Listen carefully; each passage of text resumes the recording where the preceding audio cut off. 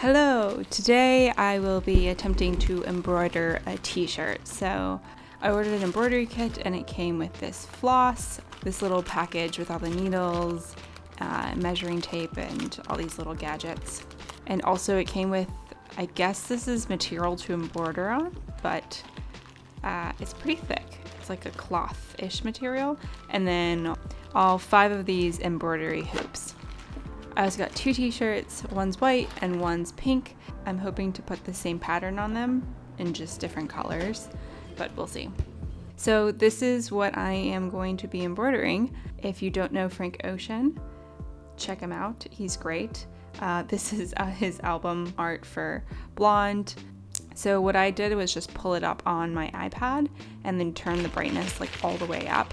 And that way I could see it clearly through the t-shirt. And then I just put it inside the t-shirt and took my measuring tape and sort of measured it out a little bit so I could make sure that it was like perfectly centered. And then I just took this pen. I remember using this when I was like younger, but it's essentially an erasable pen. So like the bottom of it has this gray gel thing that erases the pen marks with friction or something. But I'm just using it to trace my design because it's washable. And so I just sort of like traced over the lettering, and then also I gave myself some sort of like vague outline for the underline pattern. I would say this is probably one of the more important parts because once you have your trace design on there, it's kind of difficult to alter. So I would spend the most time on this part if I had to go back and do it. But here it is. And then I just chose one of my hoops. I think I ended up just going with like the smaller one. And oh my gosh. So I have 2 coffee filters here.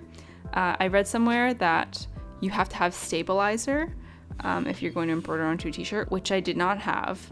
And I looked up substitutes, and one of the things that popped up was like a coffee filter. So I tried that. It didn't work. And then I tried like a double layer of it. Still didn't work. So highly recommend just getting stabilizer before you start this project. I ended up using like the cloth fabric that you saw in the beginning that came with the embroidery kit. But once all that is set up, I went ahead and started embroidering. So since the floss is quite thick, you're gonna need like this little guy to help you. I don't remember what it's called, but basically you put it through the eye of your needle and then put the floss through that because it's just easier to get on that way. And then you pull that back through the eye of the needle. I've been calling it an eye opener just because I think it's a pretty fitting name. And then I go ahead and double knot the end of the floss. That way it's secure, and when I pull it through, it doesn't fall out. Okay, so I got started on the lettering, and it was really frustrating actually at first. But what I ended up doing was making small little stitches just to outline the shape first. And then that way you can go in and just fill in the shape. Now I'm just kind of going in and refilling it. And it really is kind of like a tedious process. And sometimes I'll like misstitch, and then sometimes I'm not happy with how it looks, and so I'll undo it a little bit. But overall, I would just say like take your time. It should be fun, if not calming kind of to do. It was really time consuming at first, but once you get the hang of it, it's kind of like knitting. You kind of just do it. Also, I would recommend getting rather good lighting for this, because it can be pretty hard in your eyes. Okay, so I'm done with one letter.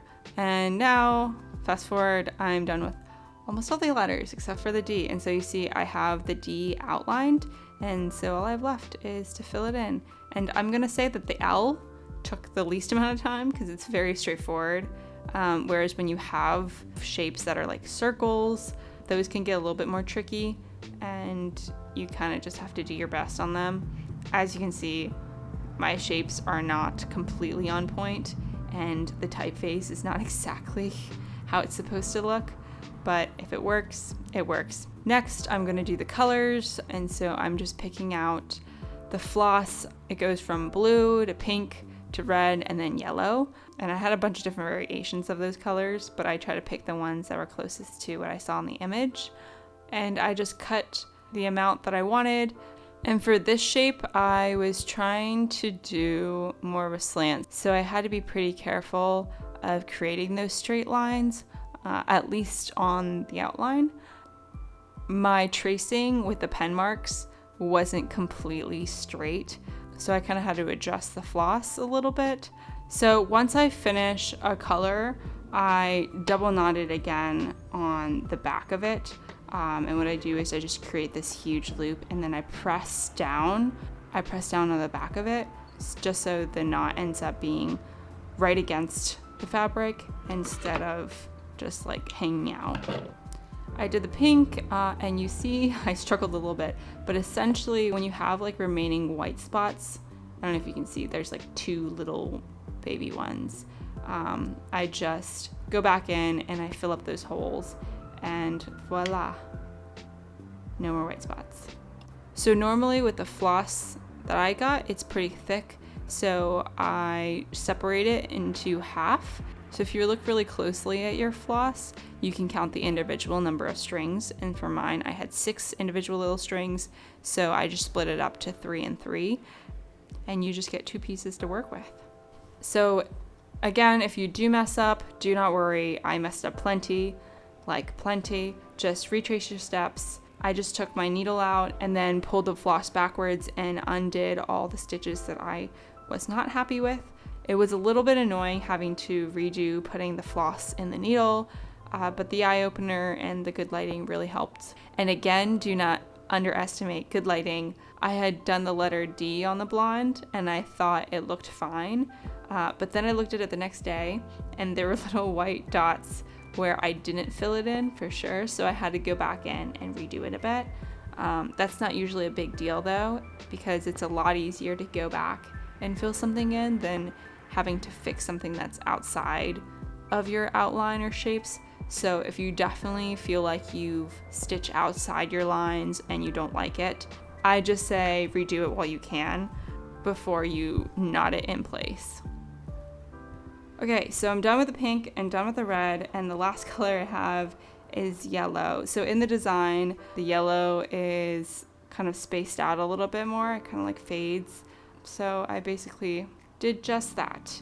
And it's not completely even, but honestly, at that point, I just was like, I'm kind of done. And this is how it turned out on the t-shirt. I haven't ironed this t-shirt. You can still see the circle a little bit, but overall pretty happy with it. Okay, thank you for watching. Bye.